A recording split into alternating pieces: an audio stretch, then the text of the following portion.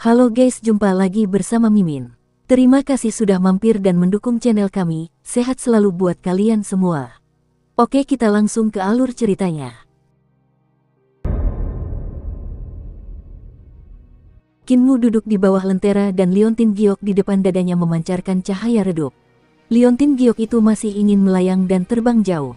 Ini bukan Carefree Village, kalau bukan, di manakah sebenarnya Carefree Village? Perahu kecil itu melaju dengan santai, kecepatannya tidak terlalu cepat atau terlalu lambat. Sejak menaiki perahu kecil ini, Kinmu menyadari bahwa kerangka-kerangka itu tidak memperhatikan mereka seolah-olah mereka tidak bisa melihatnya. Pegunungan kerangka kembali normal dan kerangka-kerangka itu tampak kembali mati, tenggelam kembali ke dalam keheningan. Kinmu menggelengkan kepalanya saat mengingat semua pertemuan tak terbayangkan yang telah ia temui di sepanjang jalan. Segala sesuatu yang tidak pernah ia bayangkan benar-benar terjadi dan setiap pertemuan lebih aneh dari sebelumnya. Monster-monster dalam kegelapan, pembawa pesan kematian di desa dekat sungai, dunia dalam kabut, hingga perahu kecil yang mereka tumpangi, serta tukang perahu kerangka. Semua ini tampak begitu tak masuk akal namun semuanya benar-benar terjadi. Terlebih lagi, dunia dalam kegelapan reruntuhan besar tidak sesederhana yang dipikirkan kepala desa. Kepala desa awalnya mengira hanya alam kegelapan yang ada, tetapi dari kelihatannya, alam kegelapan yang sederhana tidak dapat sepenuhnya menjelaskan apa yang telah mereka lihat. Dark Realm kemungkinan bisa saja ada dan bisa saja ada dunia lain di dalam kegelapan selain Dark Realm. Kepala desa, siapakah orang yang memberi kita koin Fengdu? Kinmu menoleh untuk mengintip ke arah tukang perahu dan bertanya dengan suara rendah. Seorang teman lama. Kepala desa memasang ekspresi acuh tak acuh, sudah lama aku tidak melihatnya dan belum mendengar kabar darinya. Kupikir dia sudah meninggal, tetapi tidak kusangka dia masih hidup. Sungguh mengagumkan orang-orang sezamanku masih bisa bertahan hidup sampai sekarang. Pikiran Kinmu melayang jauh.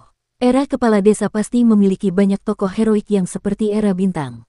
Banyak orang yang mengguncang dunia pasti lahir saat itu yang sama mengesankannya dengan kepala desa. Namun, sayang sekali waktu tidak menunggu siapapun. Sekalipun mereka tak tertandingi di generasinya, mereka sudah mendekati usia tua di usia lanjut, yang membuat mereka tidak punya banyak waktu untuk hidup. Saya tidak menyangka dia masih begitu aktif dan suka berlari ke sana kemari. Saya tidak menyangka dia akan berlari ke sini kali ini. Kepala desa tersenyum, dia lebih pandai belajar daripada aku dan telah menemukan lebih banyak misteri daripada aku. Sebenarnya, aku iri dengan betapa bebas dan mudahnya dia hidup, jauh lebih santai daripada aku. Muer, kamu mungkin akan bertemu dengannya di masa depan, karena dia tidak memiliki rumah tetap dan suka ikut bersenang-senang di mana-mana. Namanya Ling Jing. Dia memiliki tahi lalat di bawah mata kirinya dan kehilangan jari manis di tangan kanannya yang telah kupotong. Kepala desa, mau dibawa kemana perahu ini? Kinmu melihat sekeliling dan mereka berada cukup jauh dari pintu masuk dunia aneh ini. Dia tidak dapat melihat dari mana mereka berasal dan tidak tahu kemana mereka akan pergi jika mereka terus melayang seperti ini. Lebih jauh lagi, siapakah yang tahu jika ini adalah reruntuhan besar? Ini mungkin bukan dunia tempat Great Ruins berada. Kepala desa sedikit mengernyit. Liontin Giok Kinmu telah membawa mereka ke sini dan ini adalah pertama kalinya dia mengalami kejadian aneh seperti itu dan datang ke tempat aneh seperti itu setelah tinggal di reruntuhan besar untuk waktu yang lama. Namun, karena Liontin Giok Kinmu telah membawa mereka ke sini, itu pasti terkait dengan asal-usul Liontin Giok itu. Sekarang karena mereka tidak tahu di mana mereka berada dan mereka tidak dapat turun dari kapal, mereka hanya bisa membiarkan perahu dan tukang perahu aneh itu membawa mereka ke tempat yang tidak diketahui. Muer, jika aku tidak mengajakmu keluar, aku mungkin tidak akan pernah menemukan tempat ini sama sekali. Saat dia berbicara, kabut di depannya memudar dan memperlihatkan daratan yang luas. Pegunungan tidak lagi menjadi gunung kerangka dan di samping pantai lautan kabut, ada dermaga yang terbuat dari kayu tempat hanya perahu yang bisa berlabuh. Perahu kecil yang terbuat dari daun berhenti perlahan saat mencapai dermaga. Kinmu segera mengeluarkan koin Fengdu dan berencana membayar biaya perahu ketika tukang perahu mengangkat dua jari kerangka berwarna putih. Kinmu lalu mengeluarkan koin Fengdu lainnya dan si tukang perahu menganggukkan kepalanya.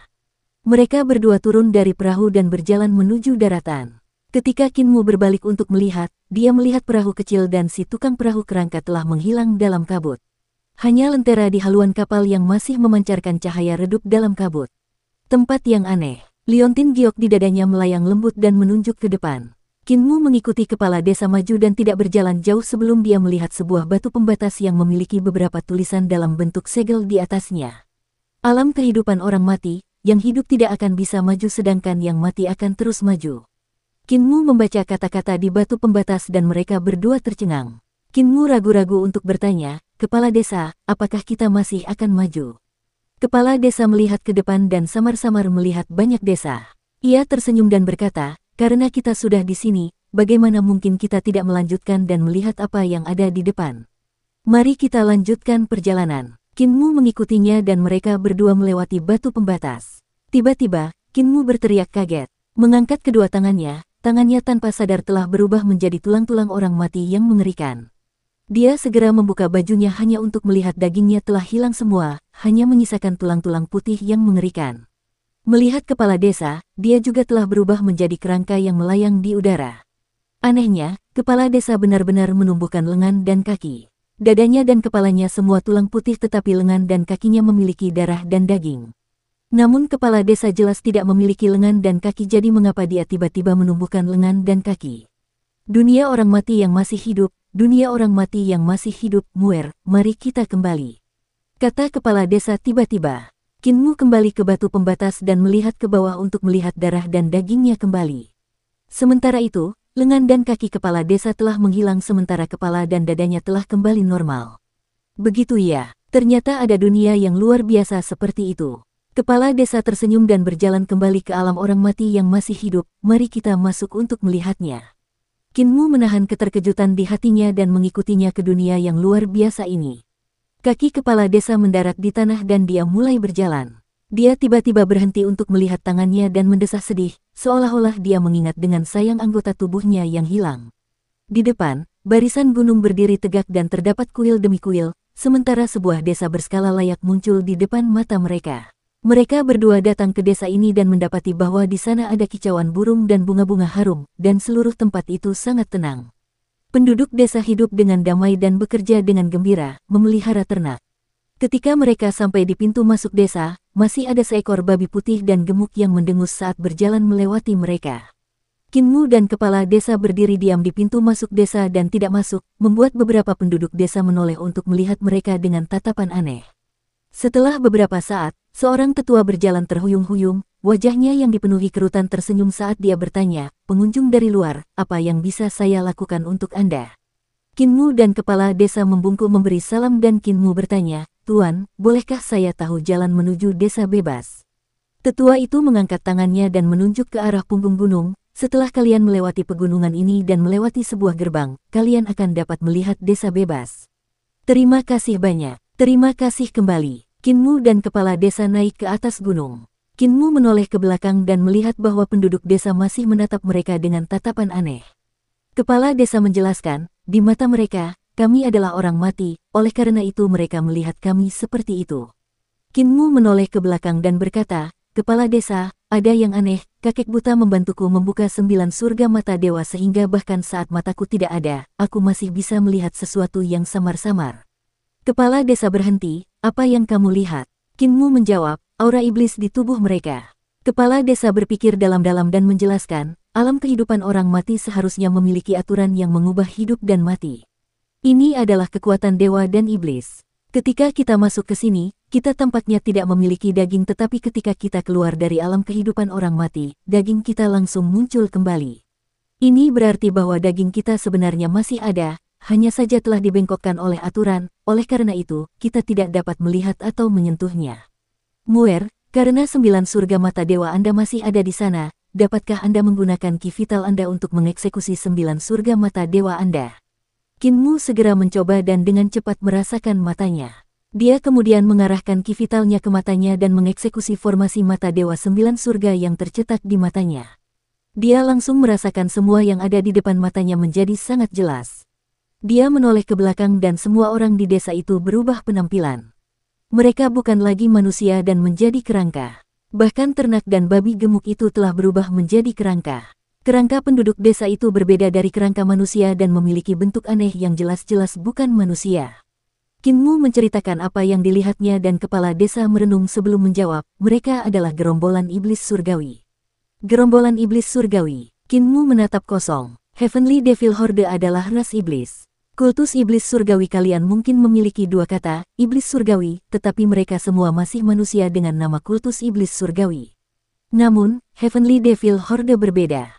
Legenda mengatakan bahwa Heavenly Devil Horde adalah ras yang datang dari negeri asing dan memiliki sifat yang sangat kuat untuk menyerang negeri lain. Mengenai dari mana mereka berasal, tidak ada yang tahu. Beberapa legenda mengatakan kepala desa berhenti dan tidak melanjutkan. Sambil menatap ke depan, dia berkata, mungkinkah ini dunia iblis surgawi? Sepertinya tidak, mari kita terus maju, jika ini dunia iblis surgawi, kita harus segera pergi. Setelah melewati beberapa gunung, akhirnya mereka sampai di depan gerbang yang diceritakan oleh sesepuh desa. Dengan dua gunung sebagai pilar, terdapat jembatan batu di gerbang gunung sebagai balok. Di dinding gunung tertulis dua kata, Fengdu. Jantung Kinmu berdebar kencang dan ada firasat buruk. Legenda mengatakan bahwa Fengdu adalah gerbang neraka, mungkinkah ini neraka? Namun, kepala desa menutup mata terhadap hal itu dan berjalan melewatinya. Kinmu segera mengikutinya dan ketika mereka melihat apa yang ada di depan mereka, hati mereka berdua sedikit terkejut. Di depan mereka, di tengah-tengah kota berbentuk persegi, terdapat kuil-kuil dan tempat-tempat suci yang menjulang tinggi dan megah yang menjulang menembus awan. Ada banyak sekali kota, istana, dan kuil yang tak terhitung jumlahnya. Sejauh mata memandang, kota-kota itu tidak ada habisnya. Inilah dunia yang luas, tak terbatas dan spektakuler di balik gerbang Fengdu. Ini seharusnya menjadi ibu kota Fengdu. Saat Kinmu memikirkannya, dia tiba-tiba melihat sebuah kapal yang hancur. Itu adalah kapal yang dibentuk oleh pegunungan dan di kapal itu ada rantai yang mengambang di udara seperti tali layang-layang. Di ujung tali layang-layang ini diikatkan pada sebuah bola abu-abu. Sebuah bola besar yang setengahnya pecah. Itu adalah bulan. Penerjemah, Ninetales Editor, Fish garis bawah Creek. Kinmu bergumam, mengapa kapal bulan ada di sini? Kapal itu seharusnya adalah kapal bulan karena memiliki kemiripan dengan kapal matahari. Di sekitar kapal bulan, suasana hening dan bahkan tidak ada sosok yang terlihat. Kapal ini telah runtuh dan terhampar di antara pegunungan. Lebih dari separuh bulan yang memudar tergantung di langit tanpa bergerak dan kapal itu berada lebih dari 40 mil jauhnya dari kota terdekat. Arah di mana Liontin Giok itu melayang adalah arah kapal bulan. Dua kapal misterius di peta geografis reruntuhan besar, kapal matahari dan kapal bulan. Kinmu dan desa telah melihat kapal matahari dan belum pernah melihat kapal bulan. Kapal bulan ini tidak lebih kecil dari kapal matahari. Kapal matahari seperti gunung berapi besar berkaki, memiliki puncak yang menyemburkan api dan lava mendidih. Di sisi lain, kapal bulan seluruhnya berwarna abu-abu keperakan, merayap di sana seperti kodok perak berkaki tiga. Tepatnya, seperti kodok yang membawa kapal sambil merayap di antara pegunungan. Seakan-akan kapal bulan masih hidup karena gunung itu perlahan naik turun seperti bernapas. Namun, badan kapal sudah hancur dan kondisinya jauh lebih buruk daripada kapal matahari. Sunship muncul di Great Ruins dan kembali ke Sunwell, jadi bagaimana Moonship bisa muncul di alam orang mati dan tidak kembali ke Moonwell? Apakah desa bebas mengacu pada Fengdu atau kapal bulan? Kinmu bergumam, desa bebas, apa itu bebas? Ketika seseorang meninggal, mereka secara alami akan bebas. Mungkinkah desa bebas mengacu pada Fengdu, alam orang mati yang masih hidup? Kepala desa menahan keterkejutan di hatinya, namun, Carefree Village mungkin juga mengacu pada Moonship. Saat Moonship menerobos kegelapan, orang-orang di dalamnya hidup dengan damai, riang, dan tanpa kekhawatiran. Bukankah Sun Guardian memberitahumu bahwa Carefree Village hanya muncul dalam kegelapan tetapi dia tidak tahu di mana itu akan muncul? Ini berarti bahwa Carefree Village terus bergerak dan jika demikian, ini dapat dijelaskan jika Carefree Village berada di area yang dicakup oleh Moonship. Moonship muncul di malam hari, oleh karena itu, Moonship akan bergerak di malam hari. Dengan Moonship membawa Carefree Village untuk muncul di malam hari, kapal akan terus bergerak. Oleh karena itu, Carefree Village juga akan terus bergerak, tidak memiliki lokasi yang tetap. Muer, dia berhenti sejenak sebelum berkata, ini hanya tebakanku, namun, jika itu benar, kau mungkin seorang penggembala bulan. Aku seorang penggembala bulan. Kinmu sedikit tertegun, tidak mengerti artinya. Jika kamu lahir di desa Carefree, kamu mungkin adalah keturunan penggembala bulan. Kepala desa tersenyum, bukankah kau bilang kau bertemu seorang wanita yang mengulurkan tangannya padamu dan mencoba menempelkan telapak tangannya denganmu di pilar naga di kota naga perbatasan? Kurasa wanita itu mungkin kerabatmu atau bahkan. Dia tidak melanjutkan, tetapi Kinmu mengerti apa yang ingin dia katakan. Mungkin itu ibunya. Saat itu, Munsip pasti telah membawa Carefree Village ke pinggiran border Dragon Village. Sunsip datang di siang hari sementara Munsip datang di malam hari.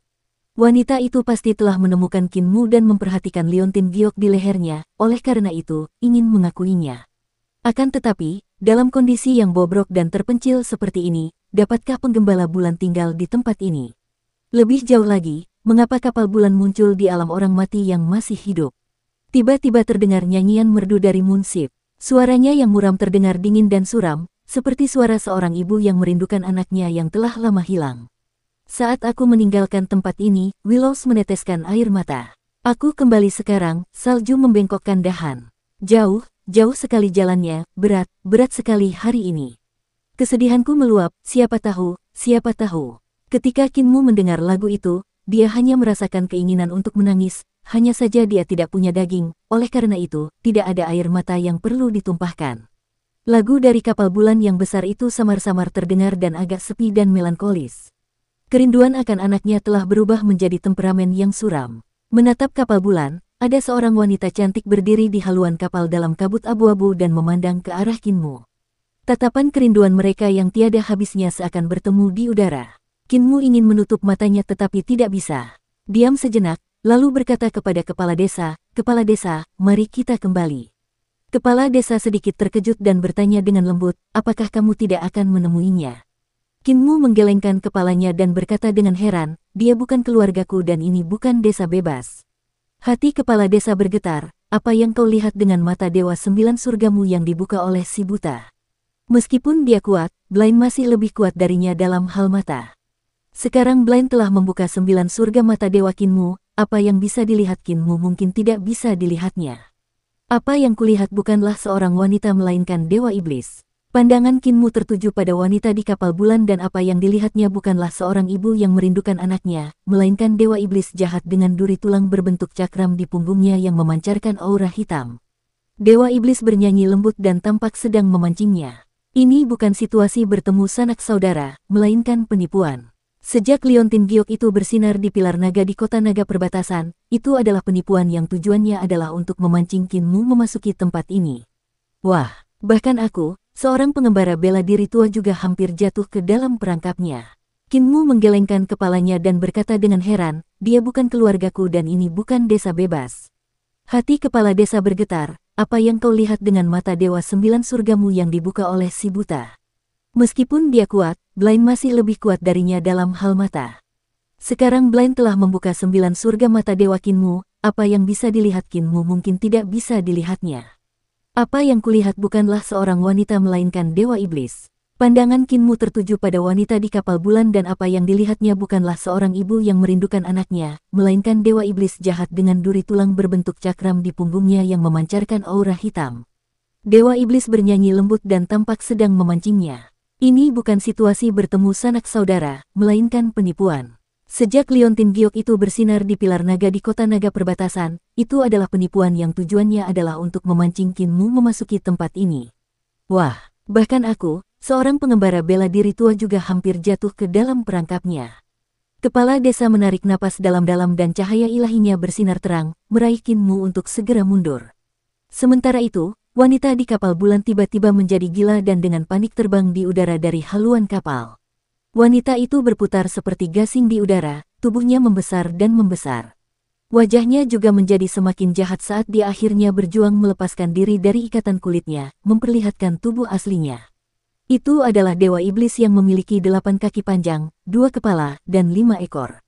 Kakinya seperti lengan manusia dan telapak kakinya seperti tangan manusia. Dia berlari sangat cepat di udara saat mengejar. Padma Dali, teratai mekar di depan kepala desa dan memenuhi langit dan tanah.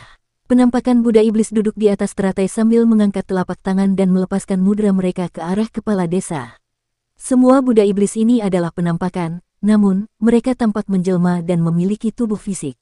Setiap gerakan dari para Buddha iblis berbeda karena serangan datang dari seluruh penjuru kepala desa dan Kinmu. Buddha seharusnya suci, tetapi iblis ini mengolah seni ilahi iblis menjadi Buddha iblis. Dapat dikatakan bahwa ia telah mengkhianati kitab suci dan menyimpang dari jalan. Ekspresi kepala desa tidak berubah dan tetap tenang. Cahaya pedang melesat keluar dari jarinya dan melesat dari satu bunga teratai ke bunga teratai lainnya. Cahaya pedang itu begitu cepat sehingga Qin Mu tidak dapat menangkapnya dengan matanya dan hanya dapat melihat cahaya putih salju yang berkelok-kelok di antara semua bunga teratai dan Buddha Iblis. Detik berikutnya, teratai itu hancur berkeping-keping dan kepala Buddha Iblis meledak dengan keras, berubah menjadi ki vital iblis yang mengalir keluar ke segala arah.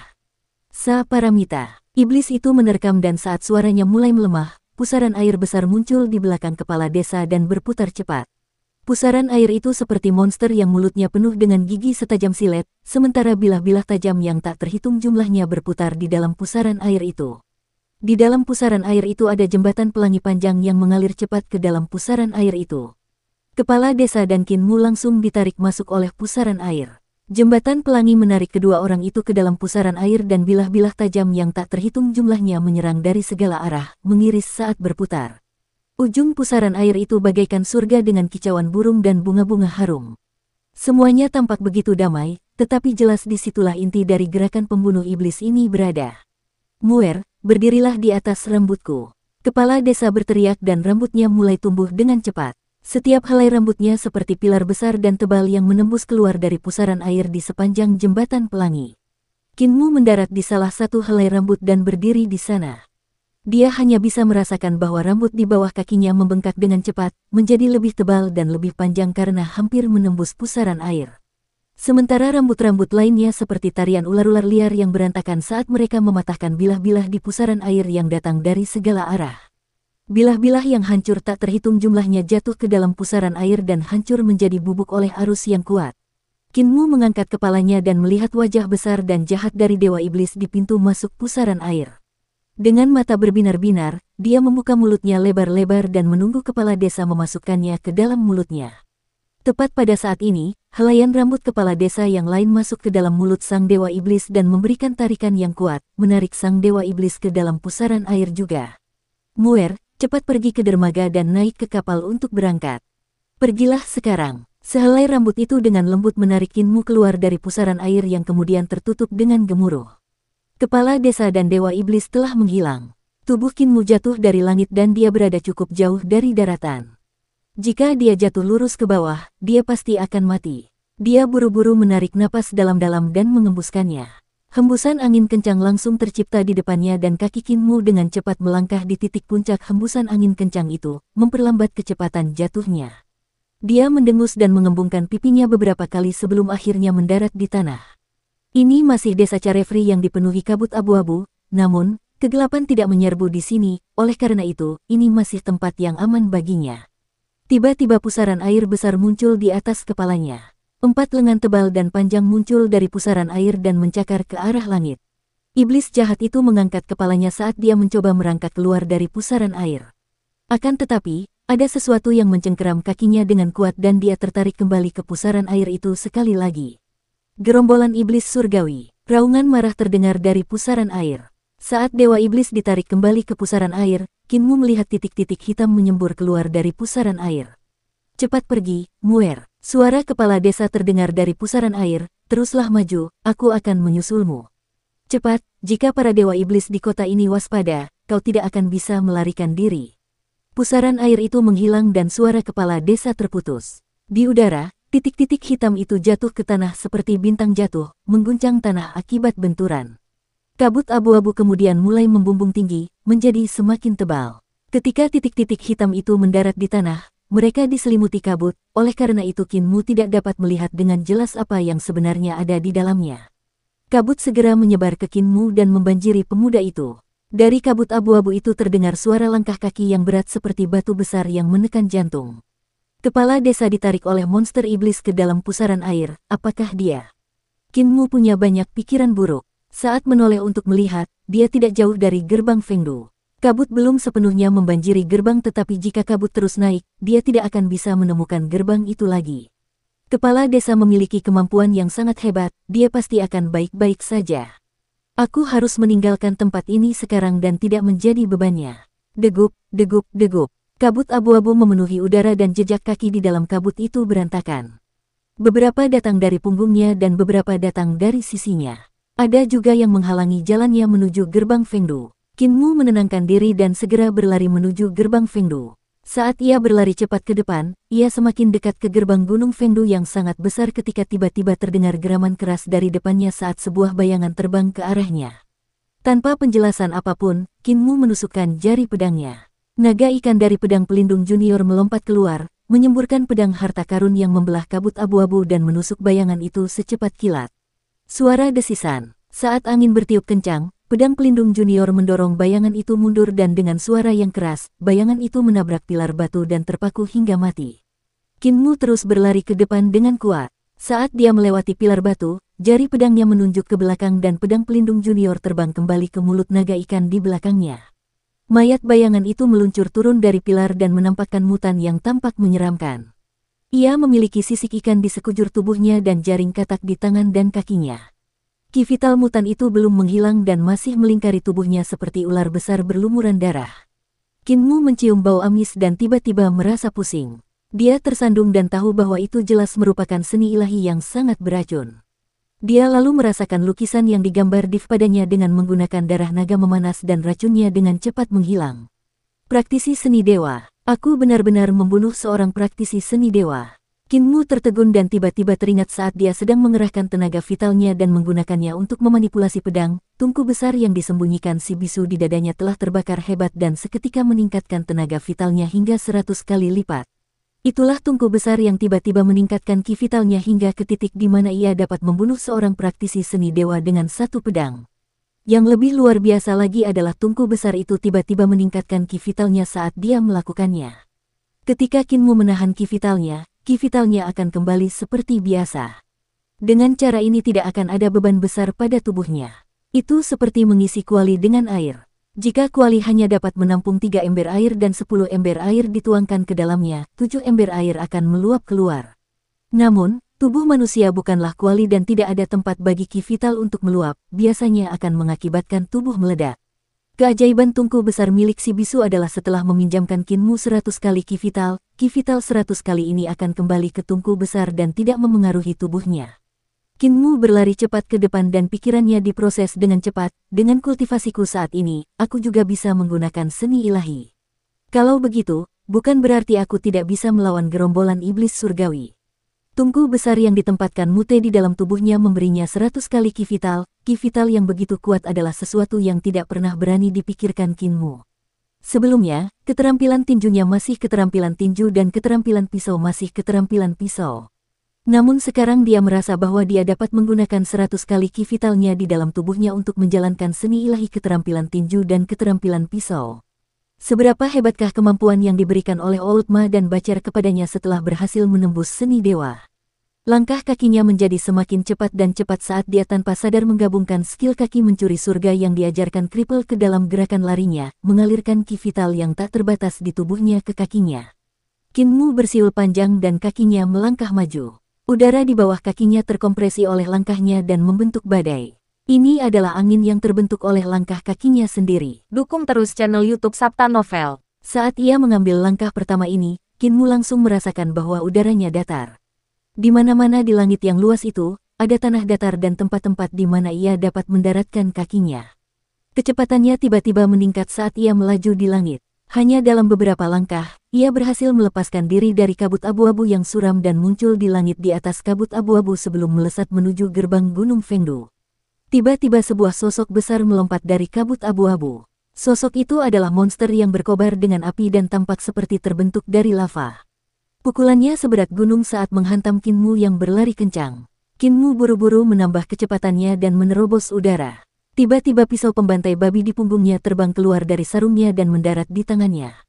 Matahari di laut timur gelombang 1000 lapisan. Pisau pemotong babi memancarkan kilauan gemilang bagaikan terik matahari yang muncul dari laut timur disertai ribuan lapis ombak yang bergelombang.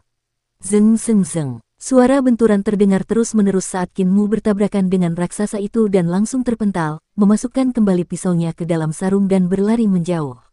Buk buk buk buk. Batu-batu jatuh ke tanah dan kepala besar menyusul tepat setelahnya. Raksasa lava besar itu hancur oleh keterampilan pisaunya. Ini adalah seni ilahi dari keterampilan pisaunya.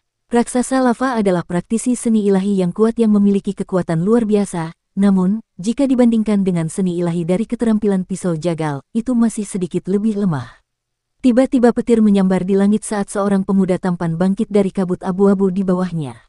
Petir saling bersilangan di antara kedua tangannya dan ke-10 jarinya tiba-tiba terbuka. Petir saling melilit untuk membentuk jaring dan menyambar ke arah Qin Mu. Seni ilahi berevolusi dari Vital Ki Naga Hijau. Bisakah itu lebih kuat daripada seni ilahi dari keterampilan tinju Matua? Qin Mu berteriak dan melepaskan pukulan. Energi vital di tinjunya berubah menjadi naga dan membentuk 45 kekuatan naga, badai 9 naga. 45 naga hijau meraung lebar dan kuat, menelan pemuda tampan itu bersama dengan kilatan petir dan gemuruh guntur. Kedua tinju mereka bertemu dan tubuh pemuda tampan itu menjadi kaku. Dia kemudian meledak dengan keras saat dagingnya berubah menjadi 45 naga merah yang melonjak keluar. Sekuat itukah aku? Qin Mu terlonjak kaget. Dia telah melihat kekuatan badai 9 naga dari tangan Matua. Tetapi bagaimanapun juga, Matua adalah Matua. Wajar saja jika serangannya kuat. Namun, sekarang setelah Qin Mu melepaskan keterampilan tinjunya ke tingkat seni ilahi, dia menyadari betapa menakjubkannya kekuatan 8 serangan petir. Akan tetapi, Tempest of the Nine Dragons telah menimbulkan keributan besar dan pasti akan membuat gerombolan iblis surgawi di tengah kabut tebal mengetahui lokasinya lewat suara itu. Qin Mu segera mendengar suara-suara yang menembus udara dan hatinya berdebar kencang. Jumlah gerombolan iblis surgawi yang baru saja disebar oleh Dewa Iblis terlalu banyak. Jika dia tidak berada di lokasi yang menguntungkan, mustahil baginya untuk bertahan melawan mereka. Dia semakin dekat ke gerbang Gunung Fengdu. Tiba-tiba awan hitam pekat muncul di depannya dan menghalangi pandangannya. Qin Mu menghela napas dan segera berhenti, jatuh kembali ke dalam kabut. Kepala besar muncul dari awan hitam pekat. Wajahnya dipenuhi kumis keriting dan tatapannya menyemburkan api saat dia melihat sekeliling. Awan iblis itu kemudian menyusut dengan cepat. Kepala besar itu juga menyusut bersama awan iblis itu dan ketika awan iblis itu menyusut menjadi 3 meter, seorang wanita jelek muncul. Mulutnya penuh dengan gigi kuning yang seperti kuku tebal dan di punggungnya ada labu botol berdarah yang sama panjangnya dengan manusia, sementara awan iblis yang menyusut terus membuat terowongan ke dalam mulut labu botol itu. Seorang wanita lain terbang ke langit dan berdiri di atas kabut abu-abu. Wanita ini memiliki fitur wajah yang cantik, kulit putih mulus, bentuk tubuh yang fantastis, dada besar dan pinggang ramping, namun, dari punggungnya tumbuh ekor kalajengking yang tebal dan panjang yang duri-durinya berayun-ayun. Kedua wanita itu menunduk mencari Qin Mu, tetapi tidak menemukannya. Tiba-tiba terdengar suara desisan pedang tajam menembus udara, dan sebelum wanita kalajengking itu sempat bereaksi, cahaya pedang telah menebas lehernya. Wanita kalajengking itu menutupi lehernya dan ingin menyandarkan kepalanya ke lehernya namun ia tidak dapat menahannya karena kepalanya terjatuh tak terkendali. Ini adalah ilmu pedang paling dasar yang diajarkan oleh kepala desa kepadanya. Membelah, wanita jelek itu menjerit dan awan iblis di punggungnya melonjak keluar lagi. Di awan iblis itu berdiri seorang raksasa dan meskipun hanya ada separuh tubuhnya, tinjunya seperti gunung saat ia menghantam dengan kejam ke arah datangnya pedang itu. Ledakan. Suara dentuman keras terdengar saat erangan keluar dari kabut abu-abu. Mata wanita jelek itu menyala dan raksasa di awan iblis itu terus menghantam ke arah lokasi itu. Setelah raksasa di awan iblis itu memukul 100 kali, wanita jelek itu tersenyum saat melihat darah berceceran di tangan raksasa itu. Dia turun ke dalam kabut abu-abu dan kakinya menyentuh tanah. Senjata rohnya tidak biasa dan merupakan labu botol darah. Raksasa yang hanya memiliki separuh tubuh bagian atas dari labu botol berdarah adalah seni ilahi yang telah ia kembangkan dari tekniknya. Namun, di bawah nutrisi labu botol berdarah, tubuh raksasa itu telah disempurnakan seperti baja dan besi, memiliki kekuatan yang mencengangkan. Wanita jelek itu mendarat di tanah dan berjalan ke tempat raksasa itu memukul, hanya untuk melihat mayat yang telah hancur berkeping-keping. Ekspresinya berubah drastis ketika dia melihat bahwa itu bukan mayat manusia tetapi mayat anggota klannya. Pada saat ini, hatinya terasa dingin ketika pedang pelindung junior menusuk dari punggungnya. Di belakangnya, Qin Mu diam-diam mendekat dan menghilang kembali ke dalam kabut abu-abu setelah mengambil pedangnya. Dengan lapisan kabut tebal dan jurus kaki pencuri surga yang dipelajari Qin Mu dari Kripel, itu adalah tempat yang tepat bagi Qin Mu untuk membunuh. Saat ia berkelok-kelok di tengah kabut tebal, ia menyembunyikan dirinya dan menuju ke sumber suara, menggunakan pedang atau pisau untuk membunuh mereka dalam satu pukulan. Kabut abu-abu yang luas itu secara bertahap menjadi semakin tebal sehingga Qin Mu tidak dapat melihat lebih jauh dengan mata Dewa 9 surganya. Tiba-tiba tentakel hitam pekat melambai di depannya dan Qin Mu berdiri di sana tanpa bergerak untuk membiarkan tentakel itu melewatinya. Cici, Suara halus terdengar saat benang laba-laba terbang melewati tubuhnya dan membentuk jaring. Benang laba-laba itu bergetar seakan-akan ada sesuatu yang menginjak benang laba-laba itu dan merenggangkannya dengan kencang, sehingga mengeluarkan nada yang bagaikan petikan alat musik dawai. Benang laba-laba itu semakin banyak dan semakin banyak, perlahan-lahan menyelimuti sekeliling Kinmu. Lebih banyak tentakel dalam kabut juga berterbangan di udara, mencoba memaksanya keluar. Kinmu mengerutkan kening dan mengarahkan energi vitalnya secara diam-diam ke sarung tangan putihnya. Benang sarung tangan itu diam-diam menyembulkan kepalanya seperti ular roh yang sangat halus. Benang halus ini menempel pada sutera laba-laba dalam keheningan total dan perlahan-lahan meliuk maju, merangkak dari sutera laba-laba ini ke sutera laba-laba lainnya. Sarung tangan putih ini setara dengan kitab suci iblis surgawi pendidikan agung dan dibentuk oleh banyak sekali aksara kecebong. Bentuk dan ukurannya dapat diubah sesuka hati, oleh karena itu, nenek menenun harta karun ini menjadi sarung tangan untuk dikenakan Kinmu. Mengendalikan kitab suci iblis surgawi pendidikan agung, Kinmu membiarkan benang halus itu tumpang tindih dengan sutra laba-laba. Setelah beberapa saat, benang sarung tangan putih di tangannya terlepas dan hanya 5 jari yang tertutup. Energi vital Kinmu bergerak sedikit dan benang energi vitalnya yang setebal lengan mengeluarkan pedang pelindung junior. Berdasarkan gerakan lintasan otot, ia menyimpulkan lokasi sebenarnya dari pemilik tentakel tersebut. Sambil menyatukan jari-jarinya, tangan kirinya tiba-tiba menusuk dan dengungan pedang langsung terdengar dari pedang pelindung junior. Pedang itu menusuk ke dalam kabut abu-abu dalam sekejap dan terdengar suara jeritan. Pada saat yang sama, jaring laba-laba bergetar dan seorang wanita dengan 8 cakar di punggungnya terbang ke arahnya di jaring laba-laba. 8 cakar setajam silet menusuk ke bawah ke arah Kinmu. Kelima jari tangan kanan Kinmu terbuka dan dengan sekali tarikan, seluruh jaring laba-laba tiba-tiba terangkat dan melilit wanita bercakar 8 tepat di tengahnya. Kinmu mengerahkan ki vitalnya dan kitab suci iblis surgawi pendidikan agung mulai menyusut dan mengiris wanita bercakar 8 itu menjadi beberapa bagian. Kinmu menghela napas lega dan benang halus kitab suci iblis surgawi pendidikan agung terus menyusut kembali menjadi sarung tangan di tangannya tanpa jejak darah. Apa ras dari gerombolan iblis surgawi ini? Mereka seperti manusia tetapi mereka bukan manusia. Mereka seperti iblis tetapi juga bukan iblis. Ada juga beberapa yang seperti serangga tetapi mereka juga bukan serangga sepenuhnya. Ini benar-benar aneh. Menginjak jaring laba-laba, dia terus berjalan maju tetapi dia tidak mengeluarkan suara apapun karena skill kaki pencuri surga milik Kripple benar-benar ringan. Pedang pelindung junior terbang kembali ke mulut naga ikan di belakangnya. Kinmu menggunakan ki vitalnya untuk mempertahankan bentuk naga ikan dari sarung pedang sehingga dia selalu siap untuk bertarung. Dia dengan hati-hati mendekati gerombolan iblis surgawi yang ditikam sampai mati oleh pedang pelindung junior untuk melihat mayatnya. Gerombolan itu memiliki 8 kaki, tetapi ke-8 kakinya memiliki tentakel yang panjang. Itu mengerikan. Dengan kabut yang begitu tebal, itu bukan hal yang baik bagiku, tetapi juga tidak lebih baik bagi gerombolan iblis surgawi.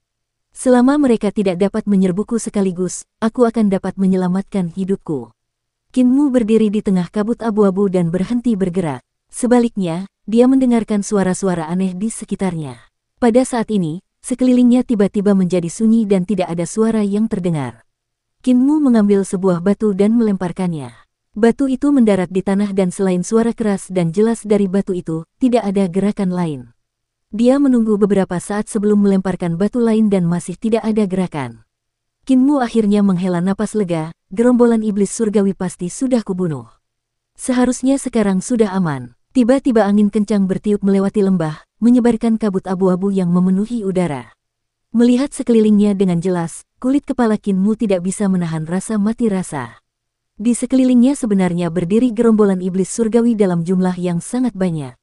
Ada beberapa ratus dari mereka. Ketika dia berdiri di sana tanpa bergerak, ratusan gerombolan iblis surgawi ini juga berdiri tanpa bergerak di kabut abu-abu, menunggunya untuk mengungkapkan permainannya. Namun, Kinmu sama sekali tidak menyangka begitu banyak orang akan berdiri di sekitarnya. Dia melompat ke langit dan terbang di udara dengan angin kencang.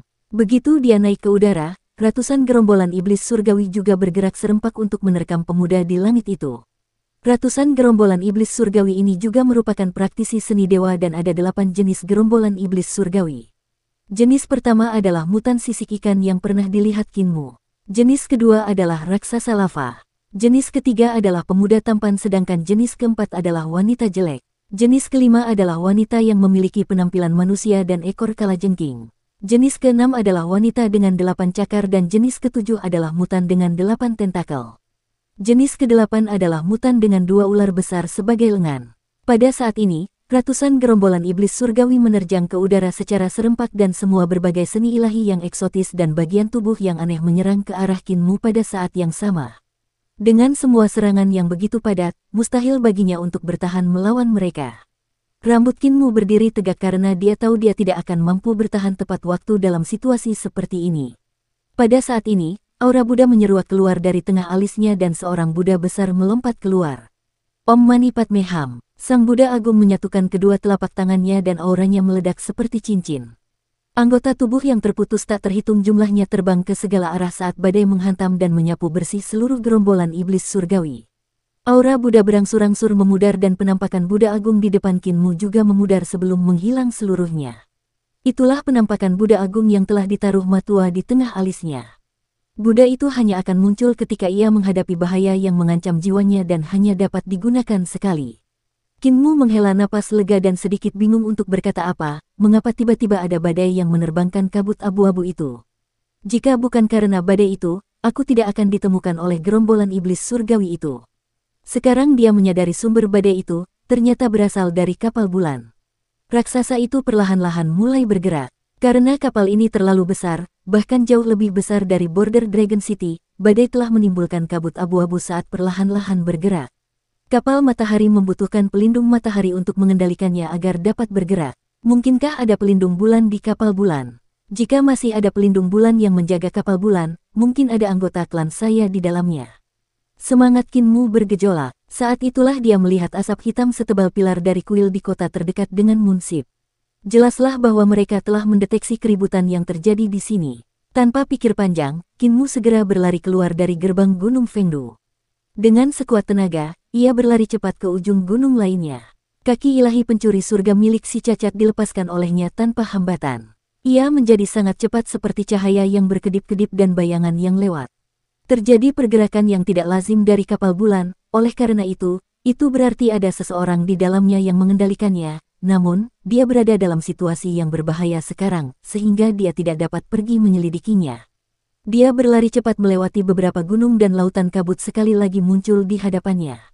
Kinmu hendak bergegas mendekat ketika sebuah kekuatan hisap datang dari bawah, menyedot udara di bawah kakinya dan menyebabkan dia langsung jatuh dari langit.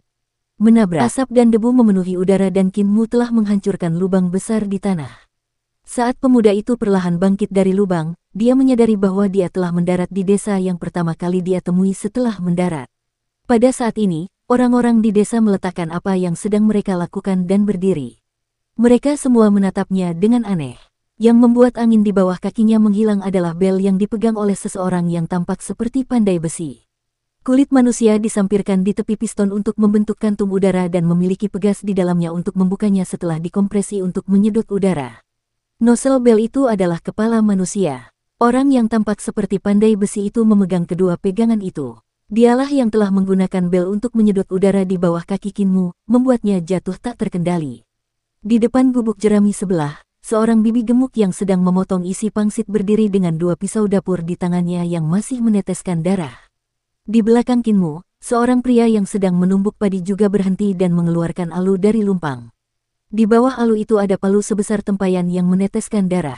Di dalam lumpang batu itu ada kepala manusia.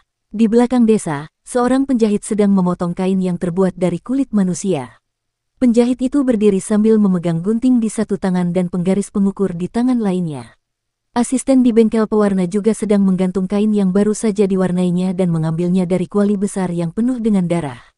Saat asisten bengkel pewarna melihat Kinmu terjatuh, dia meletakkan kulit manusia di tangannya dan menyekat tangannya yang berdarah di depan dadanya. Seorang anak yang sedang berjongkok di depan sebuah rumah dan makan memuntahkan tulang jari yang dagingnya telah dimakan dengan bersih. Babi putih dan gemuk itu mendengus saat berjalan lewat dengan lengan putih mengerikan di mulutnya. Tetua di pintu masuk desa juga menghisap pipa tembakau yang terbuat dari tulang manusia. Setiap asap yang dihembuskannya akan membentuk tengkorak yang akan mengeluarkan jeritan sedih sebelum menghilang. Lebih banyak penduduk desa muncul di depan dan belakang Kinmu, menghalangi jalannya untuk maju dan jalannya untuk mundur. Di belakang Kinmu, naga ikan itu meludahkan pedangnya dan tangan kirinya memegang pisaunya dengan pegangan terbalik. Tiba-tiba ki vital dalam tubuhnya berubah menjadi panik dan menyerbu lukisan yang digambar Div dengan darah naga. Seketika kekuatan mengerikan membanjiri seluruh tubuhnya, memenuhinya dengan kekuatan naga. Pada saat yang sama, lukisan Div membuatnya merasa seperti sedang menjadi dewa. Meskipun sekarang dia dalam bentuk kerangka, itu hanyalah kedok. Daging dan kulitnya masih ada, hanya saja tidak bisa dilihat atau disentuh. Ketika kepala desa menyuruhnya membuka kembali 9 surga mata dewa miliknya, dia menyadari hal ini. Pada saat ini, lukisan tuli terbangun olehnya dan dia merasakan kekuatan yang sangat kuat mengalir melalui tubuhnya. Ki vitalnya juga meningkat dengan cepat. Saat ki vital yang sangat kuat meluap dari tubuhnya, ia berubah menjadi ular piton besar yang melingkarinya. Auranya meningkat drastis saat uap air pekat tiba-tiba naik di bawah kakinya dan berubah menjadi gelombang besar. Di antara gelombang besar itu, seekor kura-kura hitam terlihat samar-samar. Dia sekarang seperti dewa yang memiliki kekuatan tanpa batas. Ia merasa seakan-akan dirinya telah menjadi dewa yang dapat mengendalikan air, mampu mengubah sungai hanya dengan mengangkat tangan. Membantai jalan keluar dari desa. Hanya ada satu pikiran di benak Kinmu. Dia harus membantai orang-orang agar bisa keluar dari desa ini, apapun yang terjadi. Rip rip rip, di sekitarnya terdengar suara kulit manusia terkoyak. Kulit-kulit tubuh penduduk desa terkoyak saat tubuh-tubuh tinggi dan kokoh terjepit keluar dari kulit-kulit itu. Orang-orang di desa ini bukanlah manusia dan mereka adalah gerombolan iblis surgawi. Anak-anak, wanita, dan bahkan babi itu semuanya telah berubah wujud dan berubah menjadi praktisi seni ilahi dari gerombolan iblis surgawi. Ada beberapa yang bahkan telah membangkitkan harta karun ilahi 7 bintang mereka. Hanya sesepuh yang sedang menghisap pipa tembakau yang terbuat dari tulang manusia tetap duduk di pintu masuk desa dan tidak berubah. Mati! Kinmu berteriak dan bergegas menuju pintu masuk desa. Saat dia mulai menyerbu keluar, seluruh gerombolan iblis surgawi tiba-tiba bergerak dan menyerangnya. Kedua tangan Kinmu berayun, gelombang besar yang meluap ke langit melonjak di antara kedua tangannya dengan gemuruh. Sungai yang luas dan dahsyat itu seperti hantaman ular piton besar, menyapu semua gerombolan iblis surgawi yang menyerbu dari segala arah. Dengan jentikan ekor ular piton besar itu, rumah-rumah hancur berkeping-keping oleh banjir besar yang mencapai langit. Jari pedang Kinmu menusuk keluar dan pedang pelindung juniornya terbang ke sungai panjang dan menusuk ke arah gerombolan iblis surgawi yang telah tersapu ke sungai.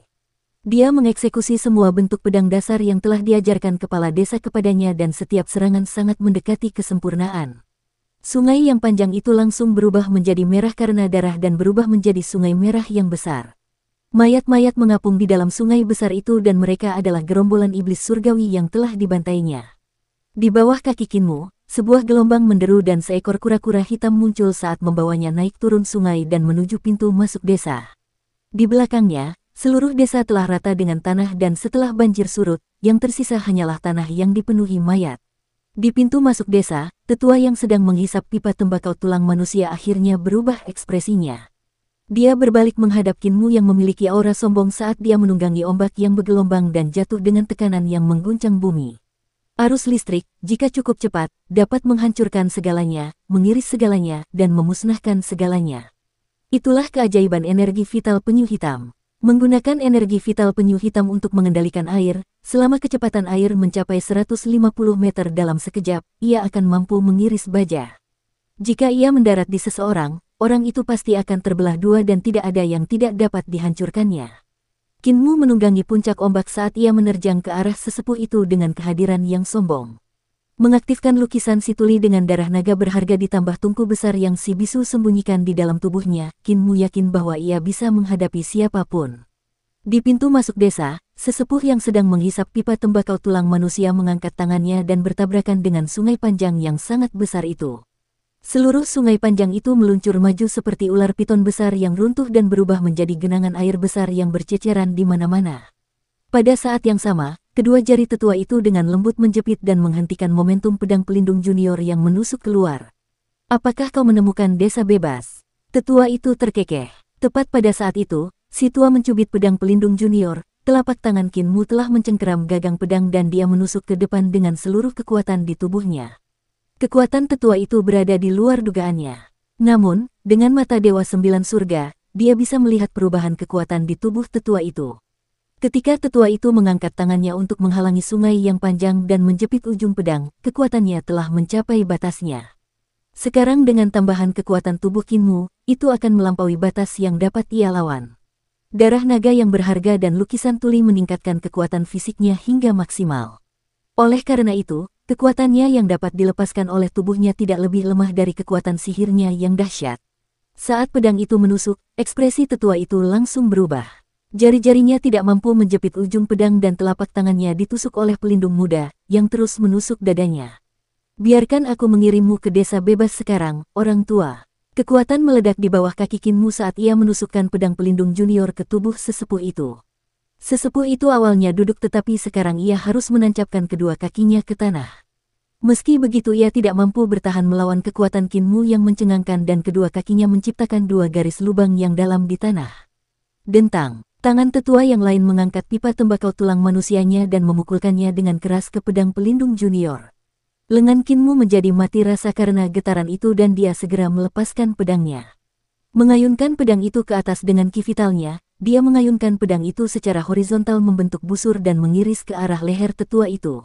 Bentuk pedang gelombang, ilmu pedangnya telah mendapat bimbingan dari kepala desa dan meski hanya sekadar tusukan, lambaian, dan jentikan sederhana, namun kekuatannya sangat mengerikan. Tetua itu segera menghindar tetapi pedang pelindung junior terus berayun membentuk busur dan menjepit lehernya. Jadi dia hanya bisa terus mundur. Jika dia mundur lebih jauh, dia harus mundur ke batu pembatas yang menandai wilayah orang mati yang masih hidup. Bersamaan dengan itu, cipratan air itu kembali naik dan menderu dari segala arah bagaikan ular piton besar yang meliliti sesepuh itu. Tiba-tiba, pipa tembakau tulang manusia terbang keluar dari tangan tetua itu dan menghalangi pedang pelindung junior. Pada saat yang sama, asap tebal mengepul keluar dari pipa tembakau dan membentuk tengkorak yang berdecak aneh saat terbang ke arah Kinmu, menembus tubuhnya untuk mencoba mencabik-cabik jiwanya.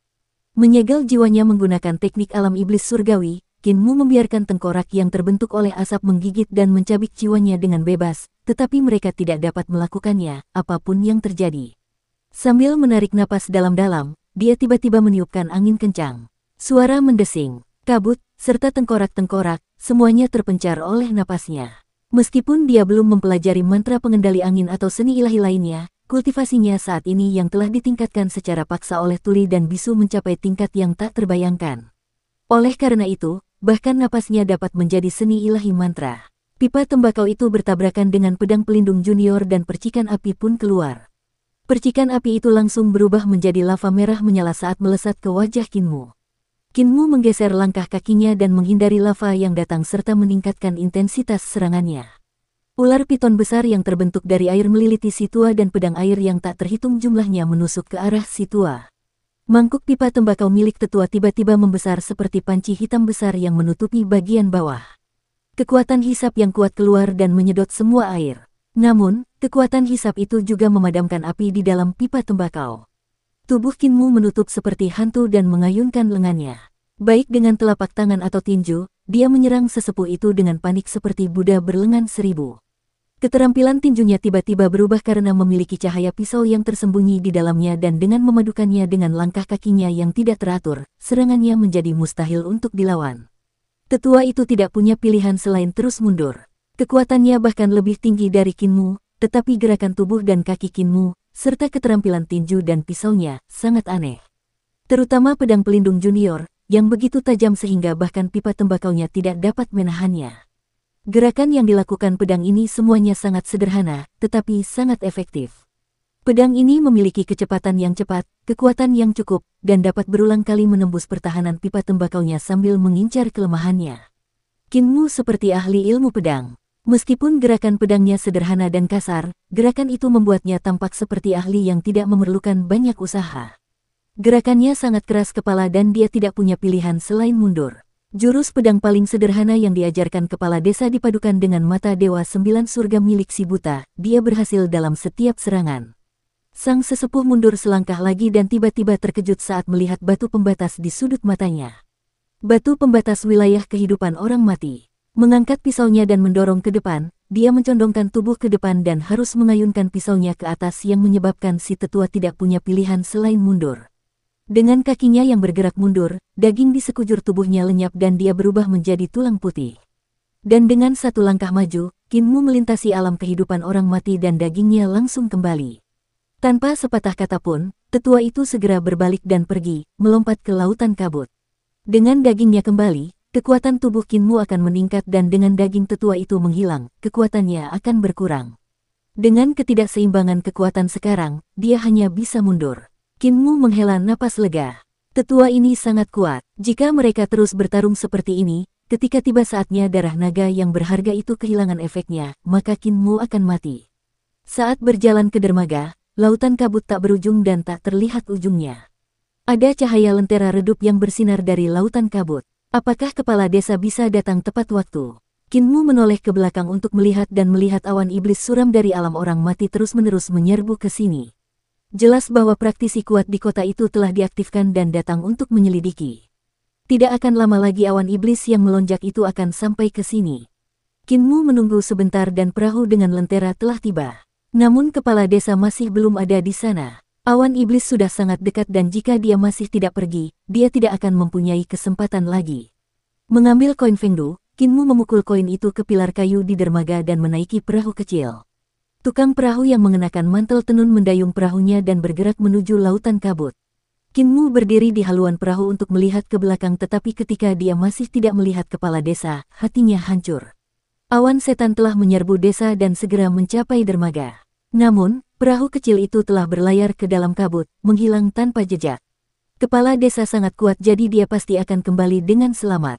Kinmu menghibur dirinya sendiri dan duduk di bawah lentera perahu. Dia mengambil pedang pelindung junior dari punggungnya dan meletakkannya secara horizontal di lututnya, menatap kabut yang membumbung di depannya dengan tenang. Kekuatan dalam lukisan tulis sudah mulai memudar dan efek darah naga yang berharga juga memudar. Tungku besar itu perlahan-lahan menjadi kusam dan hampir padam. Perahu kecil itu terus melaju tanpa tergesa-gesa dan perlahan-lahan melaju semakin jauh. Tiba-tiba, kabut di bawah perahu melonjak ke atas, lalu sesosok kerangka putih berpakaian compang camping melompat dari lautan kabut dan menerkam ke arah Kinmu. Kinmu nampaknya sudah menantikannya dan saat kepala kerangka itu muncul dari lautan kabut, pedang pelindung junior di lututnya sudah terangkat. Belah bentuk pedang, Kinmu terus duduk tegak dan melihat ke depan sambil mengayunkan pedangnya dalam tebasan horizontal. Si kerangka berpakaian putih buru-buru mengeluarkan pipa tembakau tulang manusianya untuk bertahan, tetapi dia tidak dapat menangkis tebasan yang menakjubkan ini tepat waktu. Pedang pelindung junior membelah lehernya sebelum dia sempat mengangkat pipa tembakaunya. Dengan sekejap, kepalanya bergoyang dan jatuh ke lautan kabut sementara tubuhnya tetap berada di atas perahu. Masih berdiri tegak, tubuh kerangka itu berpose menerkam tetapi tidak ada kekuatan lagi di dalamnya. Aku sudah lama menunggumu. Aku selalu memperhatikanmu yang berada di bawah perahu. Kinmu memasukkan kembali pedangnya ke sarungnya. Tanda formasi 9 surga di mata dewanya juga berangsur-angsur memudar. Kekuatan dari darah naga yang berharga dan lukisan tuli juga cepat menghilang saat dia berkata kepada kerangka tanpa kepala, ketika kamu menyelinap ke lautan kabut dan mengikuti kapal, semuanya ada di mataku. Aku menunggu saat kamu mengirimkan dirimu kepadaku dan membiarkanku membunuhmu. Kerangka putih itu tampaknya tiba-tiba kehilangan kekuatannya dan roboh ke lantai, terpisah menjadi tulang-tulang. Kinmu menatap pipa tembakau tulang manusia dan ragu sejenak. Ia lalu membuang tulang-tulang yang hancur dan pipa tembakau itu ke laut. Pipa tembakau ini adalah harta karun yang bagus karena dapat menahan begitu banyak serangan dari pedang pelindung junior dan termasuk senjata roh kategori sangat tinggi. Namun ia tidak menyukainya karena terbuat dari tulang manusia, itulah sebabnya ia membuangnya. Kepala desa, kau pasti harus aman. Pemuda itu duduk bersandar di bawah lentera dan terus meletakkan pedang di lututnya, bergumam pada dirinya sendiri. Perahu kecil itu berlayar melewati pegunungan tulang putih dan menuju pintu masuk tempat yang menakjubkan ini. Di alam orang mati yang masih hidup, pusaran air tiba-tiba muncul di langit. Pusaran air itu terbelah dua oleh cahaya pedang yang menyilaukan saat kepala desa membantai jalan keluar dari pusaran air tempat darah terus mengalir. Pusaran air berwarna darah itu menggantung di langit, darah terus mengalir keluar. Langit tampak berdarah. Kepala desa menoleh ke belakang, menggerakkan 10 jarinya dan cahaya pedang melesat keluar dari ujung jarinya. Cahaya pedang itu memaku pusaran air dan menyegelnya. Darah terus mengalir dari pusaran air dan tampaknya ada monster besar di dalamnya yang menyerang pintu masuk pusaran air dengan ganas. Namun, monster itu terhalang oleh cahaya pedang kepala desa dan tidak dapat keluar dalam waktu singkat. Kepala desa menghela napas lega dan segera menuju gerbang Gunung Fengdu. Ia hendak terbang melewati gerbang gunung ketika ia tiba-tiba berhenti dan melihat seekor mutan berkepala burung dengan 2 sayap. Ia berdiri dengan 1 kaki dan kaki lainnya tersembunyi di balik bulunya.